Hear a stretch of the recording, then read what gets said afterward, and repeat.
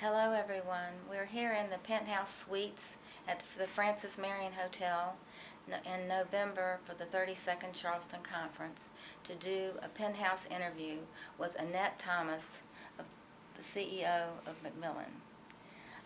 I am here with Albert Joy, University of Vermont, and Anthony Watkinson from Cyber. Okay, Annette, you said that there was a fourth thing that you were going to remember in the interview. Yes, so we were talking about this morning the transition of traditional publishing, as we know it, publishing discoveries, to becoming much more of a provider of services and solutions, and really trying to address pain points in a scientist's workflow. So we spent some time on that this morning. And I spent some time thinking about what is it that makes a service or solution truly indispensable. And I do have 4 characteristics, and I'm sure there could be more, but I have my 4. And this morning I could only remember 3, which I'm putting down to the jet lag, because I've been zipping back and forth across the Atlantic lately. So what are the 4? First of all, that the product or service should provide a demonstrably measurable improvement in a particular outcome it's trying to address, and you have to be able to actually measure that.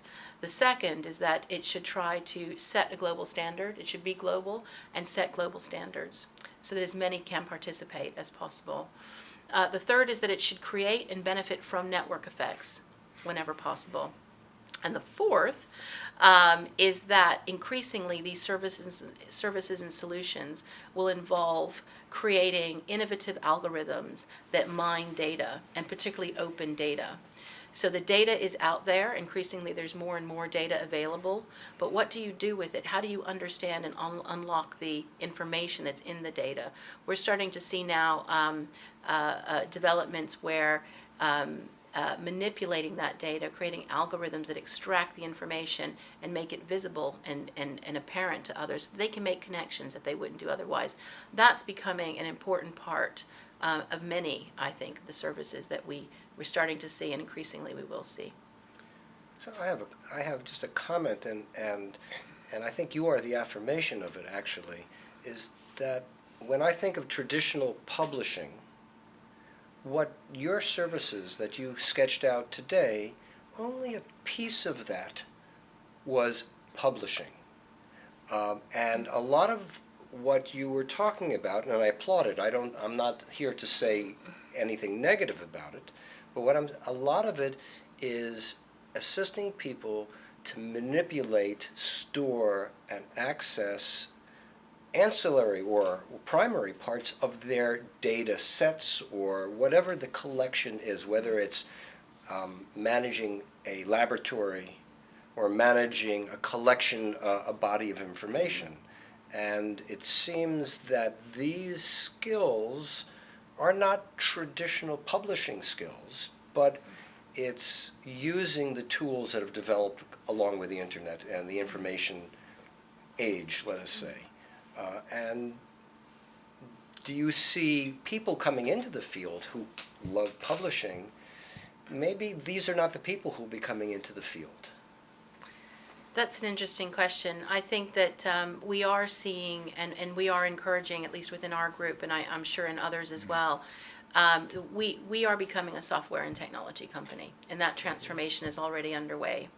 And that will continue over the next few years. And that does mean that you need to create a setup that allows those types of businesses to thrive, that is attractive to the people who will be highly skilled at software technology, that provides the right environment for success of that type of business. And I think there are areas where it overlaps with publishing. There's some generic factors of success, but it does bring with it its own culture, its own dynamic, its own skill sets that we need, which complement publishing but are very different from it as well. And we're creating these digital units. So we have brand new businesses that we've set up within MacMillan. One is digital science, and we spoke a lot about that today, where we have several workflow tools that we're developing to help scientists be more successful. But we're doing something similar with digital education, which is focused on using technology to support the lifelong learning process. It's very much focused on the consumer end of learning, tutoring, assessment, language learning. And then we have a third digital unit, which is called MacMillan New Ventures, which is focused on using technology in the college education space, in higher education on campuses, to help the learning process be more effective. For example, we are the business that provides iClickers on campuses in the U.S., and iClickers is the student response system. We've invested in acquired a company that benchmarks students' success. So when students come to campus, there's many different data points. If we go back to the data mining, there's many different data points that every day they contribute to. Are they in class clicking on their iClickers? Are they going to the library? Have they checked in at the cafeteria? All this data can be mined, and it can give administrators at a university campus a view on which students are potentially at risk academically or at risk socially, and how can that institute then step in and intervene and help those students be more successful before they fail, not after they fail. And so we have 3 separate units at the moment within MacMillan, which all have their area of focus. But what they share in common is that they are software and technology orientated businesses. They share with our traditional business a view of what our midterm goals are. So they are aligned, but they're going at that in a different way. Could I follow on from that and talk in a more general way about the future of the company? Yeah, as you will know from the various companies that give information about the state of of STM companies and others, the argument is that publishing, in academic publishing, you will succeed if you move to a service company, and that in fact the content company is likely to, the rationale for that, the money coming in from that, is likely to disappear altogether under an open access regime, and that in fact you can live off your service functions, or the money will come. That'll be the biggest bit, let's say.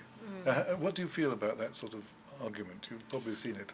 I have, and I think there's different schools of thought. I think if we go back to the landscape that I spoke about this morning, and I had publishing discoveries as sort of the starting point. I think publishing discoveries is always going to remain important, and having a peer review system around that is going to remain important. And there will be the need for scientists to be able to document and record the advances that they make. So I think publishing discoveries is going to be with us for some time. I hope so, not from a business point of view, because I think it's important for scholarship to do this. And we're already seeing different business models being applied to different types of publishing. So it's definitely changing. It's not static at all. But the act of publishing discoveries will be with us for some time. Increasingly, the scientists and scholars could do more of that themselves. But there is still a lot to be done around peer review, around communication. That whole end-to-end process of publishing discoveries is one that, for me personally, I'm not complacent about. I'm very, very interested in understanding how can we improve it. At the visits I did last week, I spoke a bit about in the talk this morning. I was on several campuses in California last week. We spoke a lot about peer review. Anonymous peer review, non-anonymous peer review, pre-publication, post-publication, paying reviewers. How do you tie the contribution that a reviewer makes to the peer review process to their overall reputation and their standing and the contribution they're making to scientific discourse? I think there's a lot of interest out there in presenting a much richer landscape of what scientists do and how they contribute to peer review, to research, yes, to teaching. There's a lot of activities that researchers and scholars undertake that I think increasingly their institutions will want to document and to encourage and incentivize, which means you have to be able to measure it.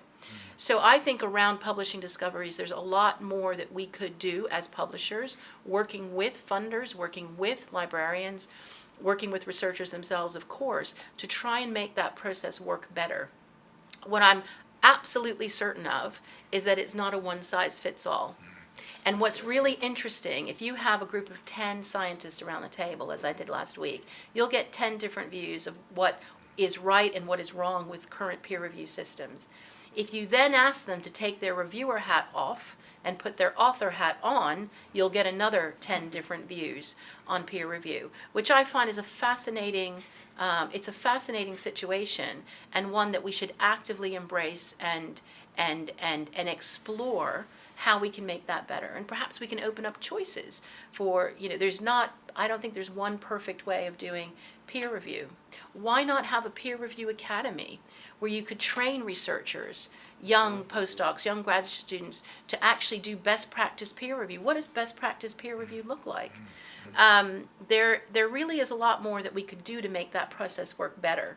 So I think my answer to your question is probably mixed. It's changing a lot, and I do think that playing a meaningful role, an impactful role in helping the workflow of researchers be more effective and more efficient, more successful is really important.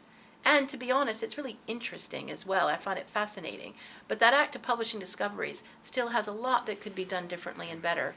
And I'd like to be able to see what we and others can do in that regard to make that a more successful process. And I think your publishing of discoveries, yes, there are many other ways to do that, but this is a way that works. And it has history. Just that piece, the respected journal, as a result of peer review of an article coming out. Yes, obviously there are many ways that will work, but if we're looking for the scientists that I work with, the professors that I work with on my campus, their need is simplicity in allowing them to do their work, their research. Tools that you talked about this morning will help with that. Having a effective peer review process will work with that. But they also need, in the tenure world that we live in, they need recognition for these things that take them away from doing their experiments. And they need justification and support by the institution saying, yes, you have to spend so much time doing peer review, but we will recognize that. Exactly. And I think you're right. I think that's a very important thing. So whereas there may be many ways, what we have now works to a certain degree, and we should work to support that and strengthen it. And what we have now is already quite varied. Yes, absolutely. There are already many different systems in play at the moment. Right. One of the things you said made me think of the digital curation movement in libraries. I don't know if you've come across digital curation. It's a cradle-to-grave approach. So the library is seen as supporting the scholar before they start their research in order to make sure they keep their data together properly and use the right protocols, and ending up with a publication. And have you ever, is MacMillan closely in touch with the library community on these sort of issues?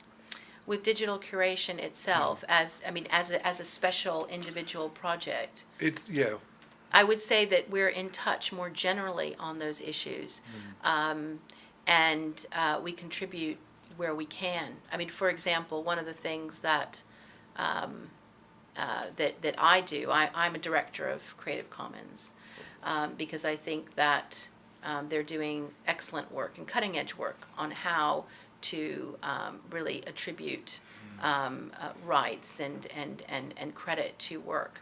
And that too is a way of organizing your information and your data, understanding when you're a scholar or a scientist, when you come across information, what can be used in particular types of ways. So it may be that we're directly involved in that in that particular project, and I wouldn't be able to answer definitively on the spot, but I do know that we have a number of ways that we reach out around that general area to try and contribute and to learn, which is really important because it does evolve very quickly. I think on data curation, librarians are looking for this, but in fact you addressed it when you were talking about managing data sets in laboratories. As a librarian, we need to keep the integrity of those data sets. Should someone want to recreate an experiment, they will need access to the data to do that. Can I change the subject completely and talk about your educational, educational side, and specifically textbooks? Yes. And I'm just wondering what MacMillan is thinking about this thorny for the student problem, textbooks. They cost an amazing amount of money. There have been attempts towards renting them. There are attempts, various things. I'm just wondering what MacMillan is thinking about the next 5 years or so for textbooks in universities. I'm sure you've thought about that a lot. That's an interesting question. I think that there is a lot of pressure on the current system, and we've been doing some of the things that I described today with regards to science, but with regards to educational publishing and the professor and student workflow. One of the pilot projects that we're running at the moment, and it started about 3 years ago now, and this sort of counterintuitively comes out of the nature side of our business, where we don't have any textbook publishing, or we didn't have any textbook publishing. And the idea that we had would be that with the position of nature in the scientific community, could we use that to develop a whole new way of teaching and learning science at university? And the idea would be that we would create truly interdisciplinary courses, because science is interdisciplinary, much more now than it was 10 or 20 years ago. And the idea would be that you could conceptualize courses almost as three-dimensional nodes of different concepts that are related, and that you could also see the relationship between concepts in one course to another. Because for many students, or at least for me, and I don't want to generalize too much, but I did find it difficult as a younger student to make the connections between certain concepts in my biology course to certain concepts in my chemistry course, because you're learning all of this for the first time. So to truly create interdisciplinary courses that would be born digital, so there is a printed element should you wish, but actually the entire course is developed as digital. It is a course. It's not just a textbook. It's also assessment. It's truly global. It's global in its authorship. It's global in its perspective, and that it's constantly updated. It's linked to the original research, so that it tries to inspire at least the curiosity, if not the full-blown development of the future generation of scientists. And finally, it has a number of different business models. It's available for site license purchase, but it's also available for purchase by students for $49 for a lifetime access. And that compares to, say, $220 or $240 for a full-blown textbook. And that's something that we started as a pilot with the CSU university system in California. And it's the first year now that it's been out this fall. And it's done very, very well. And we estimate somewhere between 3 to 4% market share in terms of number of students.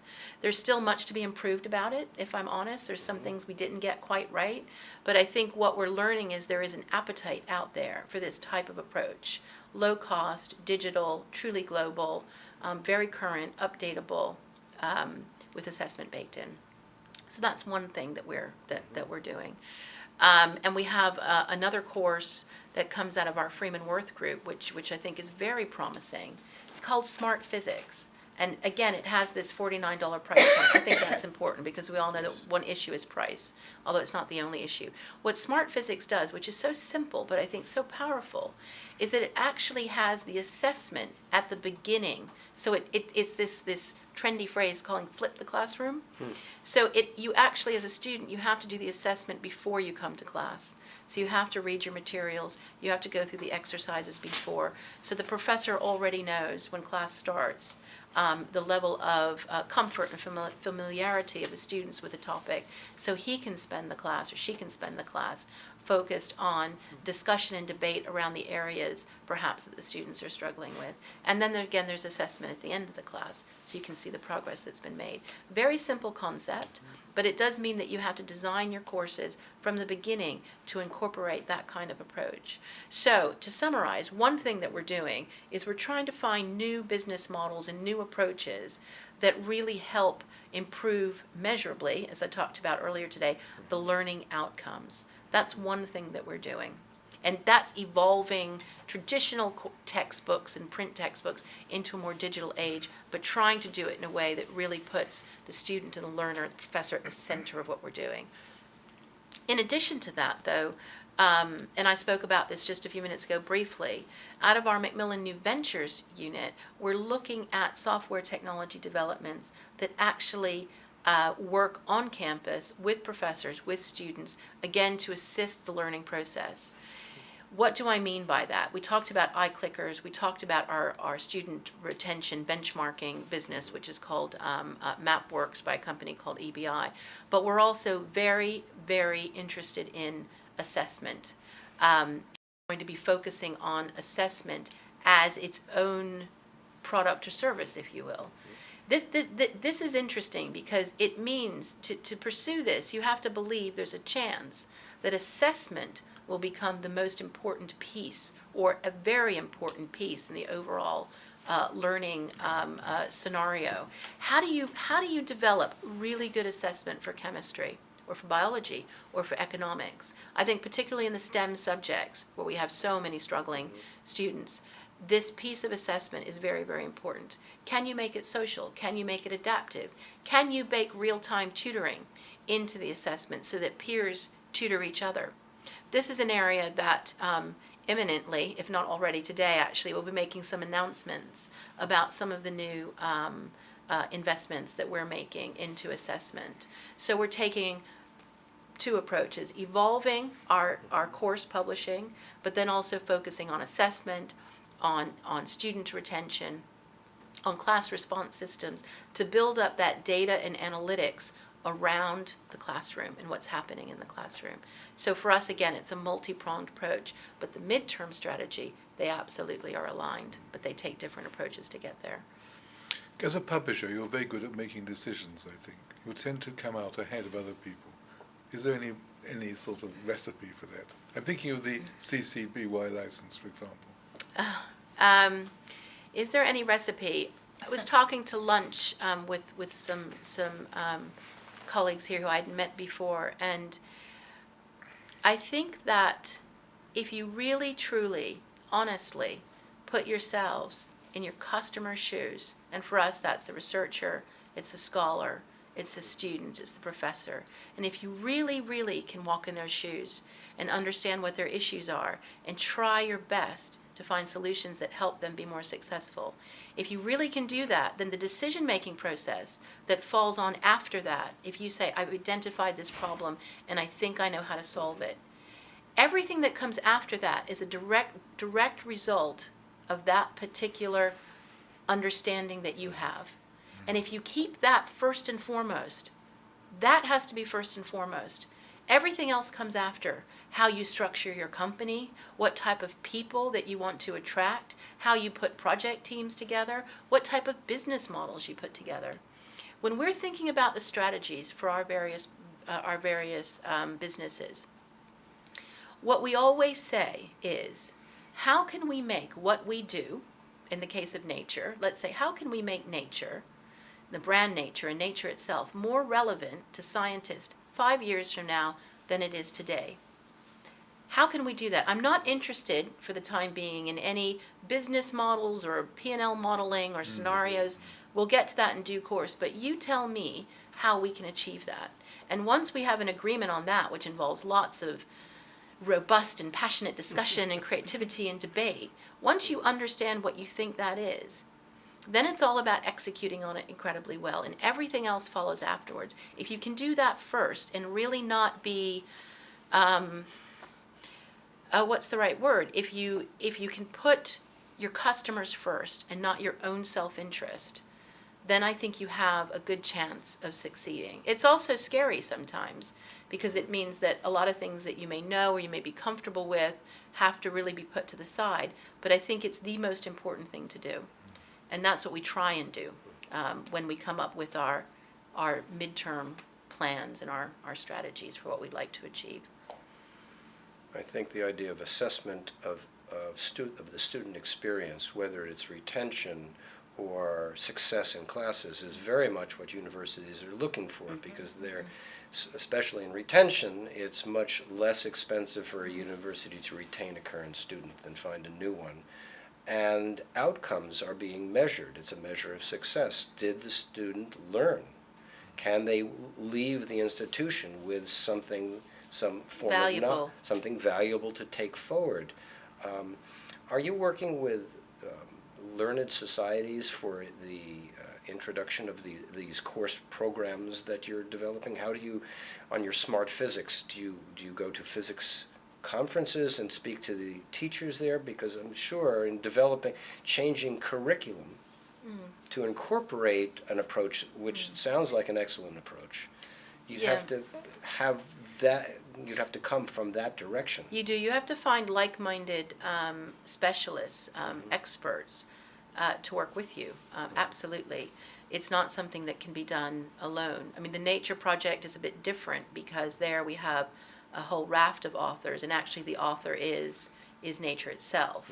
With Smart Physics, there are actually authors in a more traditional sense that help pull that together. But what I find when I'm traveling, be it in the U.S. or I was in Buenos Aires not so long ago, in India, that there are professors, teachers, and researchers all around the world that are really interested in being part of projects that really take the way that we teach, the way that we learn, or the way that we do research forward. I mean, the wonderful thing about science and about education is that it's global and increasingly global. As you know from looking at the statistics on how scientific research is changing in Asia and in parts of Latin America, it's truly global. So we try to, and we should be reaching out everywhere to try and involve the very best from around the world in helping to figure these things out. This is not something that one company, however big they are, and we're not, by the way, very big, can solve on their own. It has to be really a collaborative effort with experts from around the world.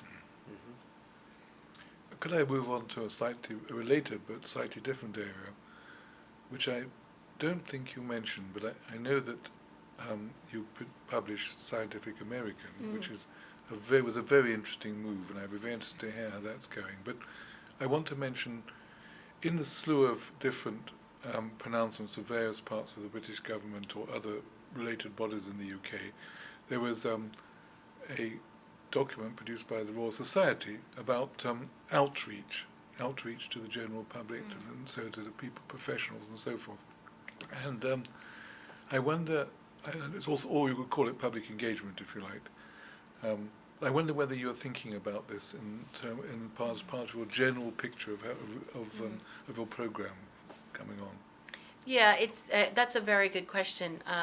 Part of Nature's 1869 mission statement was to also promote scientific discourse and scientific information for the general public. And so that's something that Nature itself has always done, although it is targeted very much at the research community. We have a huge operation in Nature which is focused on translating research and making it available for journalists, the BBC, New York Times, and sort of the traditional media. And what we really try and focus on is making sure that the science is reported accurately. And we really shy away from the sensationalism that can sometimes happen around science. It raises false hopes or causes false concerns in some cases. And so we have a substantial effort that takes place within our Nature publishing business, which is really focused on that general public message. It's not the only reason why you see stories from Nature, research from Nature in the news every single week, but it is a reason that we put a lot of effort into that translation exercise. With regards to Scientific American and communication more generally, it is very much a part of what we do. And Scientific American is the oldest continuously published magazine in the U.S. And I think for many of us, it holds a place of great affection. It was the magazine that really inspired me to be interested in science. And I can still remember the particular review article where it explained, for the first time that I truly understood it, how monoclonal antibodies were made. I still remember the graphic as if it was yesterday. And Scientific American has a way of really connecting, I think, with readers, particularly those that are curious about the world around them. It was acquired by the Holtzbrinck Group in the 1980s. And so it's been part of our group for quite some time. About 3 years ago or so, we decided to move it into MacMillan, into Nature Publishing Group. And that was a good decision because I'm sure, as all of us know, that the consumer magazine market is not an easy one these days. And so there were a lot of similarities between the business and the work and how the content is put together, because Scientific American is also quite academic for a consumer magazine. So that was a very good thing. And then we could also share technology resources. And since that time, we put quite a bit of effort into making Scientific American more accessible to a broader group of people. That's a bit of a change that we've had, and we're still looking at how that's working, and it seems to be working quite well. It now has over 3 million unique users every month on the website. We're very active in citizen science, is an area that we all find, those of us as part of the company, find really fascinating. That's getting large groups of people together to contribute to scientific experiments that not one person could do on their own. That's a fascinating area. Scientific American also is reaching out to be part of the education area, particularly with regards to high school, and connecting researchers in labs with high school teachers and students to make that connection, to spark those interests around science. So for us, that's a really big part of what we do. It's published in many languages around the world, in Spain, in China, in Italy.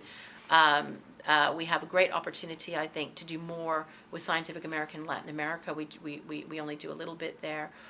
So we're developing our plans on how we take that forward, but I think it is a lovely, lovely publication to have within our group.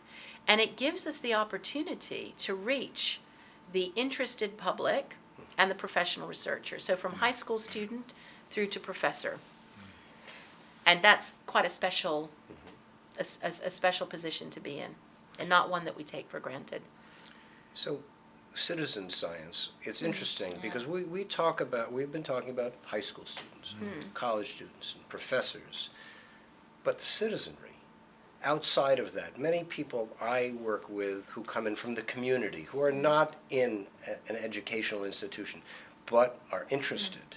What advice and what directions do we point them in? People who find their information on TED Talks, who find their information on YouTube, because they don't have the resources or the affiliation. A student leaving the university, if they're not going directly into their field, let's say, which many students do not, they have an undergraduate degree in something or even a graduate degree, but then they go off and have a life. But they're still interested, but they lose access at that point. And yes, we say leaving the university, you have tools that are attractive to an employer, but it doesn't always happen. And I have a number of people that come into the University of Vermont who are from the community, but are very interested in things that is difficult to gain access to because of the cost structure. What would you have to say to citizens like that? How can MacMillan help them? Well, and there are many ways. This is but in the light of looking at the expansion of publishing into greater and greater realms away from the traditional words on print. Well, I mean there's a lot in that question. I know, think with regards to the kind of the lifelong learner, the curious a curious lifelong learner, general public. There's a lot of information that's out there. Not and a lot of what's in Scientific American is freely available. But a year-long subscription to Scientific American is not very expensive. No. It's in the kind of I think $30 or something. So it's not expensive really at all. But there are, as you said, a lot of very, I think, high quality resources out there. There's TED Talks, there's Khan Academy, places where people can be stimulated. I think it's difficult to know where to turn sometimes. And having branding like TED Talks or branding like Scientific American or some of the other eminent publications in this area is probably quite a good cue for people to follow if they're not up for sort of sifting through the masses. With regards to more academic content, of course, everything that we publish at Nature Publishing Group is freely available after 6 months, and it's deposited in PubMed Central. So there's a lot of access for that content after 6 months. We spoke a little bit today about the new access that we're starting to provide through ReadCube, which is one of our software technology developments, which will allow 24-hour rentals, 48-hour rentals, purchases, but at much, much more affordable rates, yet through the very rich PDF browser. So we're looking for new ways to provide access for those in the community that would be interested. But there is a very wide spectrum from a Scientific American news article, something very, very short, that you could read in maybe a minute, to the Nature ENCODE project that we were talking about this morning. Yes. That's a big spectrum. That's a big And spectrum. I think that our consortium has bought access to Scientific American from the beginning, and it's available to public libraries, and that's free access. We're paying for it as a consortium, so I think there's probably more and more of that going on. There is. And it's now obviously easily accessible through the nature.com platforms. That was something we were able to do when we changed to make it more straightforward, because we already have so many relationships with consortium, with libraries. Well, we appreciate you We do. taking the time Thank you. to come to Charleston and to talk to us It's been today. really lovely. I really appreciate the invitation. I've thoroughly enjoyed it.